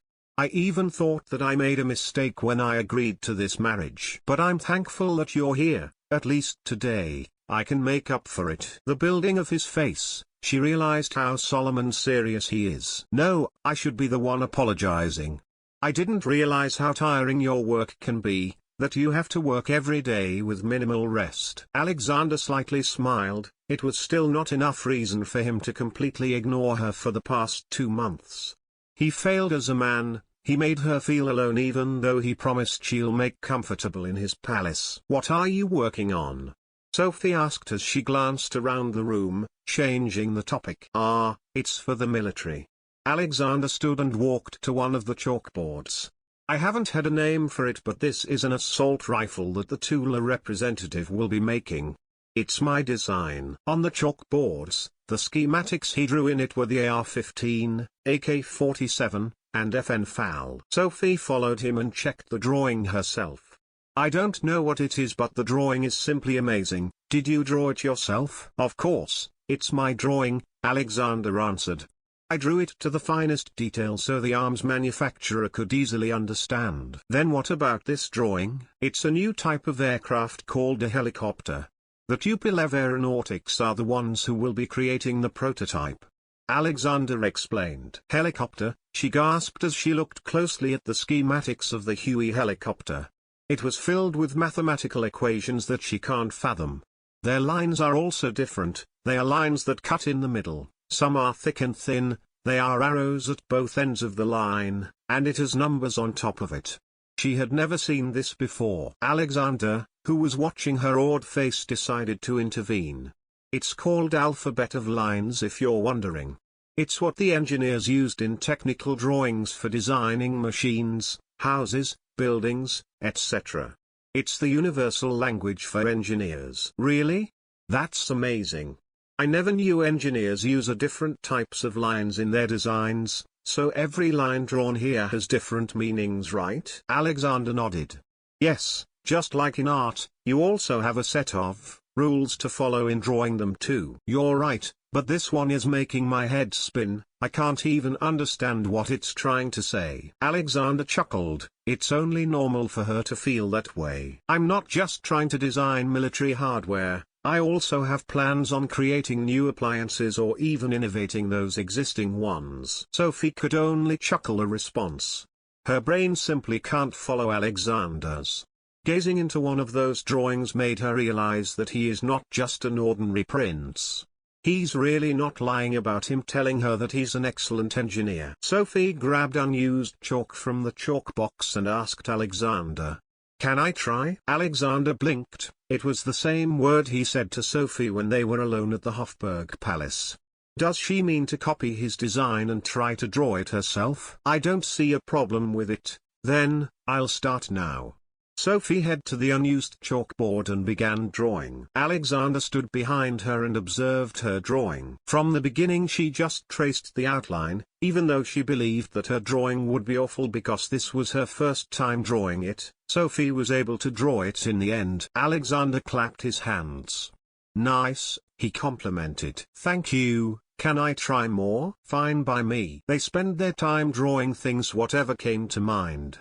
It brings back memories of when they were at the Hofburg Palace drawing the bird on a canvas. Alexander watched Sophie smiling as she enjoyed drawing things out of her field.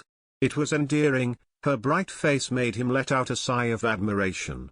He has never seen a woman like her who was this vibrant and lovely. They were drawing on the same board until suddenly, their hands bumped at one another, reflexively causing them to look at each other. Their eyes locked. Alexander and Sophie stood staring at each other.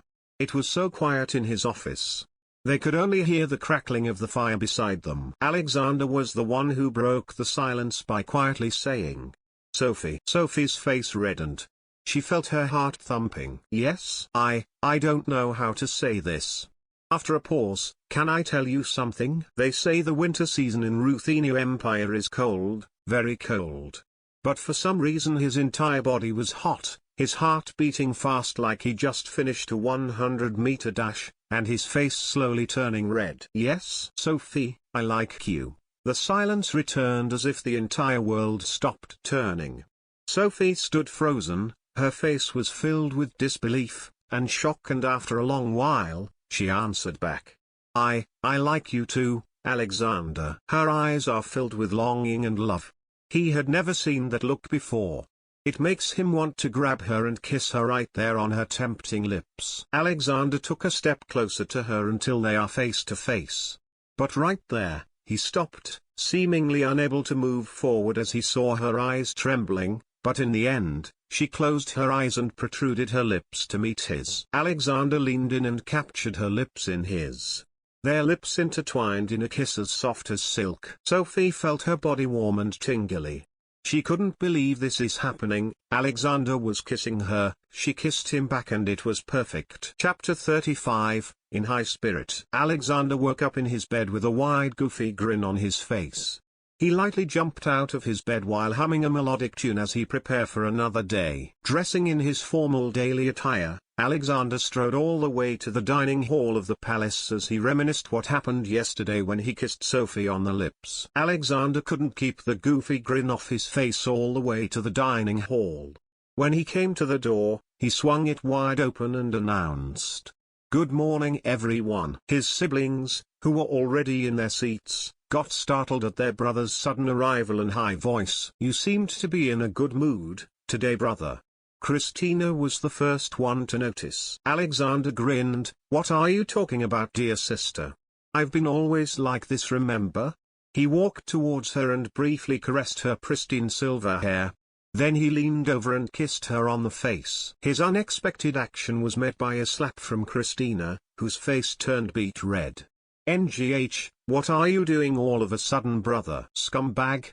Tiffany gave him a piercing look. "Brother, I want a pat on the head and a kiss on the cheek too." Anastasia begged with a cherubic face. "Oh, all right, here you go." Alexander gave her a pat on her head and pecked her on her cheek, completely ignoring what happened seconds ago. "Yay. Thank you, dear brother." Christina pouted as she touched the part of her cheeks where his brother's lips landed. He had never kissed her like this before, though she's doing it to him when the situation calls it, like when he's recovering. She had never received a peck on the cheek. Alexander didn't seem to care about her feelings as he headed next to Tiffany, whom she noticed is giving off warning signs. "Oh, don't even dare it, brother, get away from me." Alexander sighed. "You're always so cold to me, Tiffany. Why do you hate me so much, It's not like I did something bad to you." He groaned as Tiffany is shoving his face away from hers. You disgust me. I can't stand you. You're so bland and common, please act appropriately to your rank. Alexander let out a breath and gave up on the idea of pecking her in the cheeks. She's repulsive and cold towards him whenever they are together. But the moment Tiffany lowered her guard, Alexander took the opening and caught her in surprise. "Yeah?" Tiffany cried out in an abnormally girlish voice as Alexander hugged her from behind and kissed her on the cheek. "Oh, you fiend. Get away from me, you pervert." Alexander let go of her in an instant she said that. Tiffany, looking like she was about to cry, glared at him with startling intensity. He's amused to see for the first time that her sister, who's always on the defensive, gets vulnerable. Her flushed cheek says it all. And by the way, she looked cute on that. Heading to his seat as if nothing happened and keeping his goofy look on his face, he glanced around and saw someone missing. "Where is Sophie?" "She heading here now," Anna said. The two remained silent, seemingly surprised at his demeanor. After a minute of awkward silence, Sophie arrived in the dining hall. "Thank you for waiting." Alexander, who was grinning all the time, dropped the goofy look when she arrived. He can feel his heart pounding inside his chest, and he can hardly breathe as he tried to look at her, especially on her lips as it triggers a memory of a certain past. She was looking at him with her usual smile, but her voice was nervous. "I apologize for being late. I overslept this morning." It's fine, I just got here also." "Brother, you're a liar," Anna said. He can feel his breath turning short as he sat beside her, his face slowly turning red. He could barely even hold his fork as it was shaking nervously. "You okay, Alexander?" Alexander reflexively looked to his right and saw Sophie's face, who's only 5 inches apart. Her face is truly beautiful. Out of all the people he met, both in his past life and this world, she's the one who made him feel like a teenager succumbing to love. "Yeah, I'm fine," he said as he looked away from her gaze. But Sophie didn't move her face away, but to the contrary, she leaned forward to the point where Alexander could feel her warm breath on his face. "You sure?" Alexander felt his face becoming hotter. He wanted to mumble a reply but no words came out of his mouth while gazing into her eyes. "Ah, fuck, whatever it is happening to me." He wanted to shout it out but keep it to himself. "Oh, I see what's going on here," Christina commented. Alexander stiffened and Sophie composed herself properly. "It doesn't take a genius to see that something happened to you two yesterday, am I right?" "Huh? Whatever you are talking about, Christina? Nothing happened in particular yesterday." "It also explains why you're in such a high mood and is acting weird. Don't tell me you are already in that stage." Sophie was the first to react. "No, we're not at that stage yet," she denied, fumbling her hand. "Oh, so you have already kissed?" Christina pressed further. Sophie couldn't keep her breath as she looked into Alexander's face. "Well?" Alexander was stunned by her statement. "What? You kissed already?" The silence gave her the answer. "Alexander, you sure are a scumbag. Did you force yourself in as you did to me?" "What?" Alexander exclaimed. "Don't word it that way, Tiffany. You're going to mislead someone." "Liar. It's the truth, isn't it?" "Alex, what did you do to Miss Tiffany?" Sophie asked with an innocent look. "Nothing." He lied. "Shit, I need to get out of this pinch or else I'll." Suddenly, someone entered the dining hall. It was Roland. He approached Alexander, who was beading a sweat. The room went silent. He leaned and then whispered, "Sir, Sergei is here to see you." "What great timing." Alexander rose out from his seat. "Sorry guys, something important came out. I'll go ahead first, enjoy your breakfast," then dashed towards the door to escape. In the hallway that leads to his office, Alexander hummed as he walked. "Sir, what happened back there?" Roland asked. "Things got out of hand, ha ha ha," Alexander chuckled, dodging the question. "Well, whatever that be, Prime Minister Sergei is waiting for you in the office." Inside Alexander's office, Sergei greeted him with a bow. "Sergei, I don't remember we have a scheduled meeting," Alexander said, walking past him, and sitting on his chair. "Something came up, Your Majesty. I have come here with a document that requires your signature." "Oh? What is it?" Alexander received the document and flipped the pages. It's the Emergency Assistance Act passed by an Imperial Council for the low class who couldn't afford basic necessities. Alexander grabbed his pen and signed it. "Is that it?" Alexander asked as he returned the document to him. "About the infrastructure bill that you proposed has made its way to the Imperial Council. Tell them to make it a priority. I want the project to start as soon as possible." "We are doing our best, Your Majesty." "Excellent. If you have nothing to say you may leave." Sergei bowed and exited his office. Alone in his office, Alexander sorted papers after papers that contains sophisticated designs ranging from infantry weapons, tanks, aircraft, radars and sensors, and warships. Most of his proposals are technology made from his past world in the 40s, 50s, and 60s. He planned to modernize the army all along, especially after the war with the Yamato Empire. You can't build a modern economy with a crumbling infrastructure, and you can't protect the country's sovereignty without a proper military. This was his motto. Now to build that hardware, he'll have to invent something that is advanced for this world: computers. Not the bulky ones that have a lot of mechanical parts and are operated with vacuum tubes, which are not only slow but unreliable. It also took so much space and electricity just to solve simple calculations that could take days to solve. He has to skip that part, transitioning to transistors and introducing integrated circuits. Luckily, in this world, there are researches and topics about computers. So he's going to need personnel he can teach to operate a futuristic technology. And once it is introduced, it'll be a giant leap for mankind. For technical uses to entertainment ones, like engineers using computer-aided design for their work, businessmen for keeping tabs on their business, for entertainment, manufacturing industries, solve calculations, coding, and programming. The possibilities are endless, and with just the hopes of it, Alexander had a confident grin on his face. The invention of this technology will help reduce the time for Ruthenian Empire to modernize and catch up to the Europa's superpowers, or even take the top spot. Time to get to work.